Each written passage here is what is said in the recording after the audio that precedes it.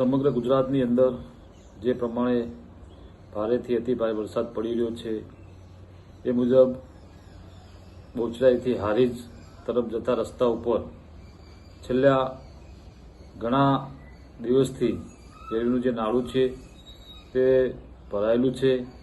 અનેક વખતે રજૂઆત કરવા છતાં આ નાળું ખાલી કરવામાં નથી આવતું અને થોડો પણ વરસાદ પડે છે તો પણ આ નાળું ભરાઈ જાય છે અને 50 જેટલા ગામોના લોકો પરેશાની ભોગવી રહ્યા છે.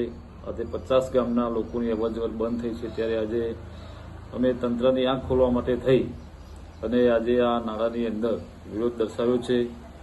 જેમ બને તેમ આ નાળાની અંદર પાણી જલ્દીથી ખાલી કરવામાં આવે, જેથી કરીને 50 ગામના લોકોને હોસ્પિટલ જવા માટે અથવા તો કોઈ રોજગારી માટે, ધંધા માટે, બોચરાજી આવવા જવા માટે આ રસ્તો ખુલ્લો રહે તો ઘણી બધી સરળતા રહે છે.